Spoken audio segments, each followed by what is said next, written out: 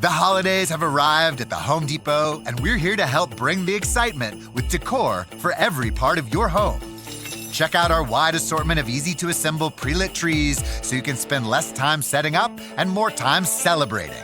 And bring your holiday spirit outdoors with unique decor like one of our Santa inflatables. Whatever your style, find the right pieces at the right prices this holiday season at the Home Depot. All right, let's dive into something that's, well, a pretty big deal: negotiating an executive job offer. If you've ever been in this spot, you know the pressure is just immense. But here's the thing. The way most people approach it is fundamentally flawed, and that mistake can have consequences that last for your entire career. So let's start with this big question. When you're looking at a C-suite role, a senior leadership position, are you just accepting another job, just with a fancier title? The answer is a huge, resounding no. And honestly, thinking that way might just be the single biggest mistake you can make. So where do we start? It all begins with a total shift in your mindset. You've got to stop thinking like an employee who's just asking for a job and start thinking like a business partner who's about to enter a brand new venture. Trust me, this one little change makes all the difference. See, an executive role isn't just a simple transaction. It is a long-term business relationship.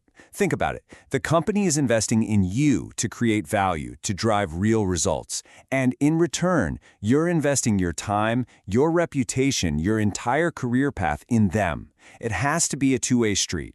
This mindset completely changes how you behave. The passive job taker, they just accept the terms as they are, assuming that's the final word.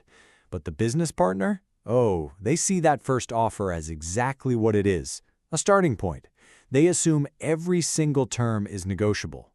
Which one do you think gets a better deal in the end? So now that you've got this new business partner mindset, how do you actually use it?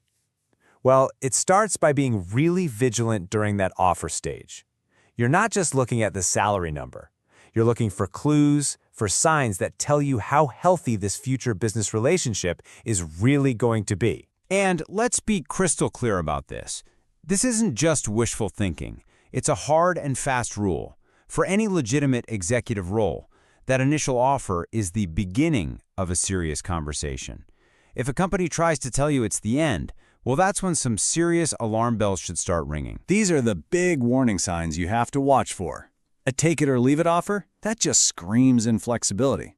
If they're reluctant to clarify things that seem fuzzy, it makes you wonder what they might be hiding.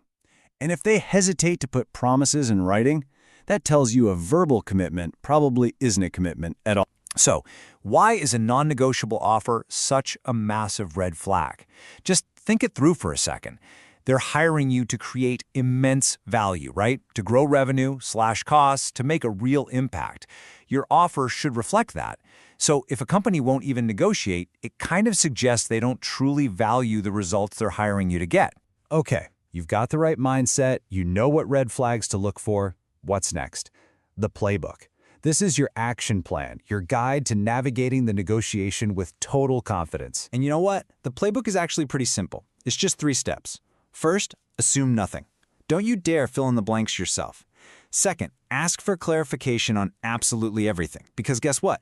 Any uncertainty that causes problems later, that's on you for not getting it sorted out now. And finally, you verify every single commitment. You've probably heard the old saying, trust but verify. And it captures this idea perfectly. Look, this isn't about being cynical or negative. It's about being a professional.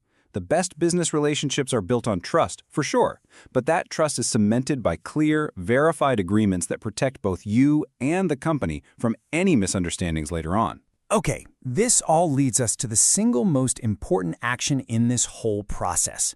This is the final move. It's the checkmate that secures your new business relationship and makes sure there are no nasty surprises waiting for you down the road. Seriously, just stop and think about this for a second.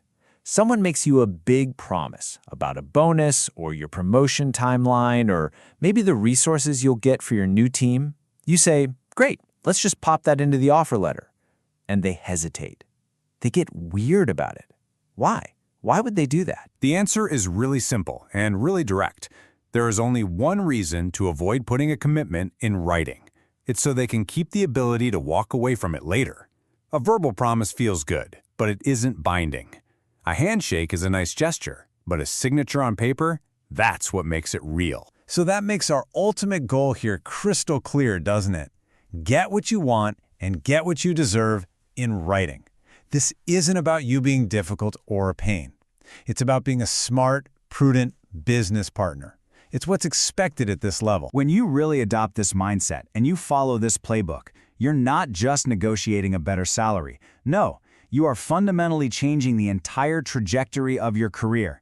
You're setting the stage for long-term success and, just as importantly, long-term satisfaction. All the hard work and diligence you put in right now, it pays off for years and years to come. It makes sure you start this new chapter feeling valued, feeling respected, and feeling totally secure in the terms of your deal. It really is the foundation for being a happy camper for the long haul. So the next time you're facing an executive offer, you've got a choice to make. Are you going to be a passive job taker, or are you going to be an empowered business partner? What will your next business relationship look like? The choice, as they say, is yours.